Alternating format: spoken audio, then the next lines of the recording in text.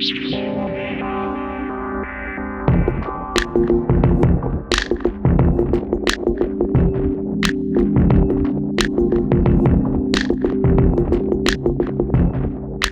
gente, tudo bem? Aqui é o Leonardo do Mind the Headphone e hoje eu vou trazer para vocês a avaliação de um fone um pouco obscuro, mas que tem seus encantos. É esse cara aqui.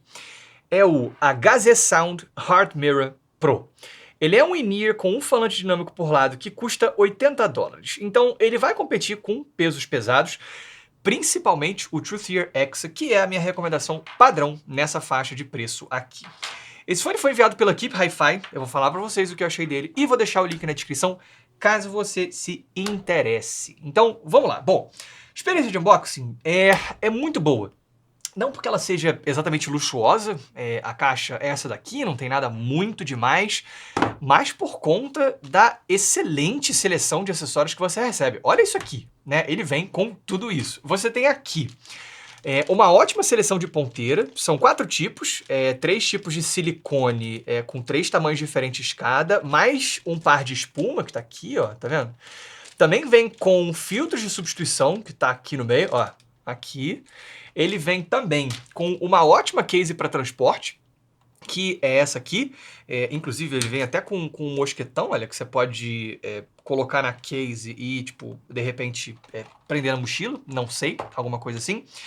E o mais interessante, cara, 2 cabos. Os 2 cabos têm exatamente o mesmo comprimento, a diferença é que um é um cabo mais tradicional, vamos dizer assim, que tem um conector P2 normal e um microfone com controle remoto no cabo, e o outro é um daqueles cabos modulares, em que você troca a ponta aqui, olha só, tá vendo?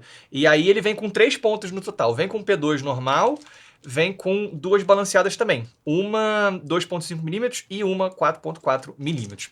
Agora, em termos da qualidade do cabo, eu sinceramente preferi o cabo padrão. Eu achei que esse aqui, ele é trançado, né? Mas ele não parece particularmente robusto, ele é meio leve, meio fino, meio duro, meio arame, sabe? Não sei, eu prefiro o outro. Mas assim, independente de qualquer coisa, obviamente é bem legal você ter 2 cabos no pacote que cobrem usos um pouco diferentes. Já o fone em si é esse aqui, ó. Apesar de existir uma versão preta dele, eu acho que fica claro, olhando para essa aqui, porque que o nome dele é Mirror. Ele é todo de metal espelhado mesmo, tá vendo? É uma qualidade de construção muito boa, nada de outro planeta, tá? Ela não é absurda, parece que assim, meio que o encaixe entre as 2 peças poderia ser um pouquinho mais refinado, mas assim, é um fone bem maneiro e bem feito, tá? Em termos de conforto e encaixe, ele é bem legal também. É um fone bem confortável, que fica direitinho. Não tem o isolamento mais absurdo do mundo, mas é um bom isolamento. Então, no final das contas, é isso. É um fone que é interessante fisicamente, mas que em termos de acessórios, ele vai além do que eu esperava. Vamos pro som agora, mas antes, se você estiver gostando desse vídeo, não deixe de clicar no botão de like e de se inscrever no canal. É um pequeno gesto seu que faz uma grande diferença pro meu trabalho. E falando em trabalho, eu convido você a conhecer o meu outro trabalho, que é a minha própria marca de fones de ouvido, a Cuba Audio e o nosso headphone, o Disco, disponível nas versões Lite, Clássico, Pro, Gamer e Bluetooth, e feito para ser um fone definitivo que se transforma para se adequar ao seu momento. Link na descrição. Voltando aqui. Como é que se sai o Heart Mirror Pro? Cara, muito bem. Mas é um daqueles fones mais específicos, com uma assinatura sonora um pouquinho mais própria.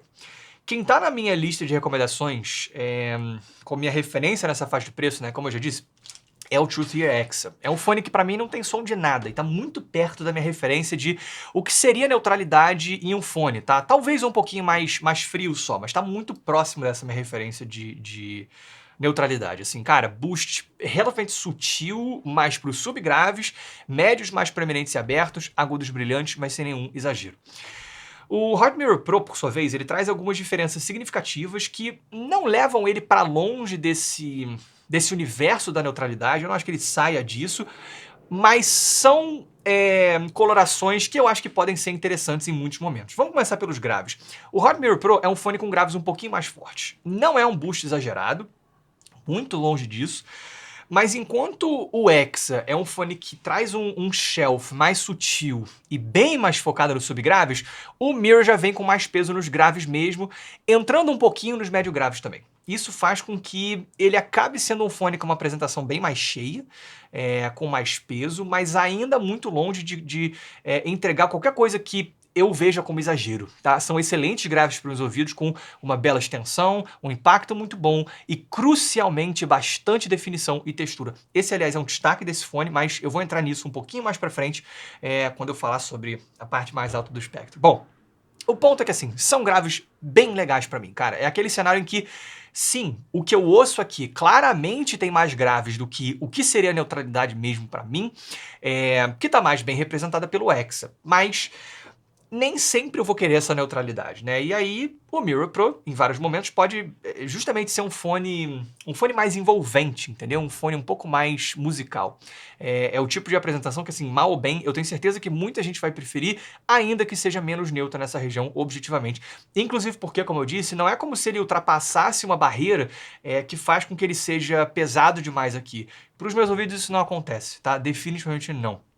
Agora, vamos para o ponto de destaque desse fone, que são os médios.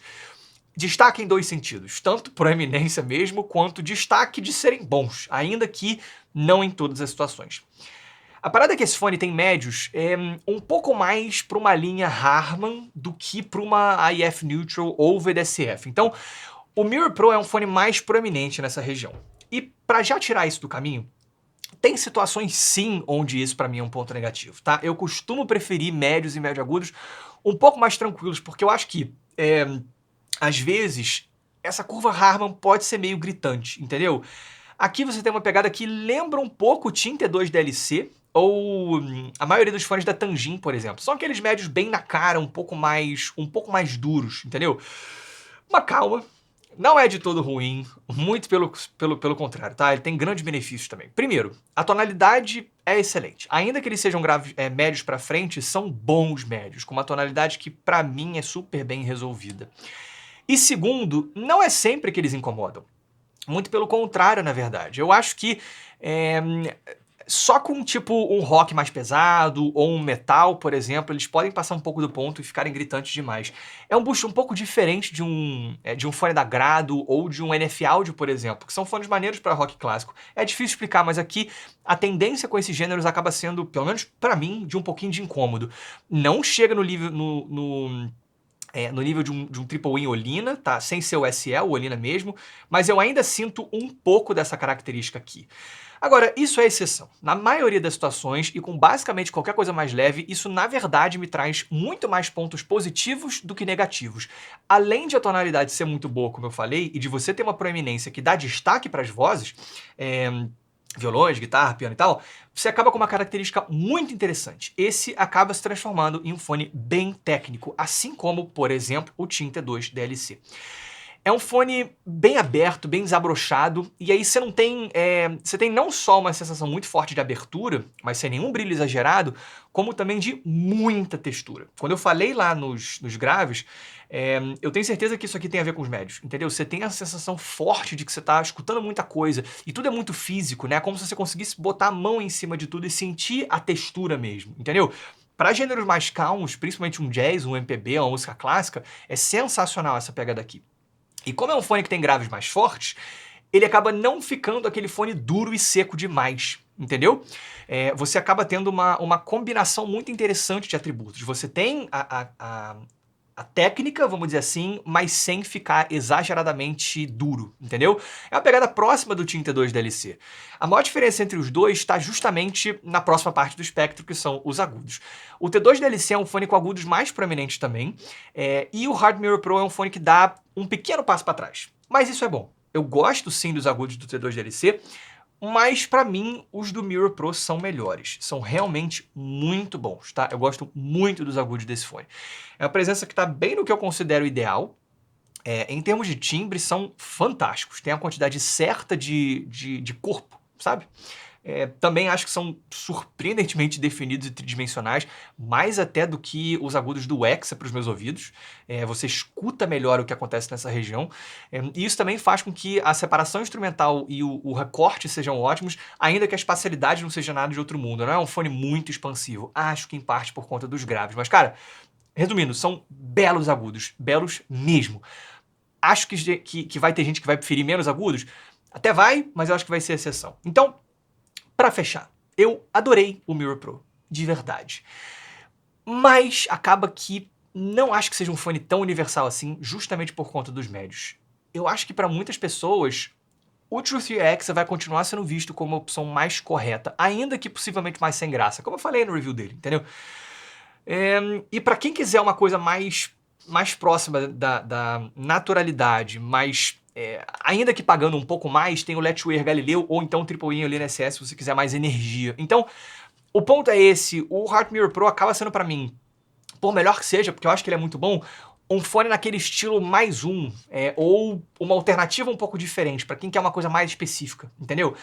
Mas esse pode muito bem ser o seu caso. Tipo, se você ouve exclusivamente gêneros mais calmos e quiser uma pegada com bastante textura, cara, eu acho que ele pode ser um fone que pode te agradar bastante. É isso, gente. Espero que vocês tenham gostado. Se vocês tiverem gostado, clique no botão de like. Se vocês tiverem gostado muito, se inscreva no canal. Um grande abraço.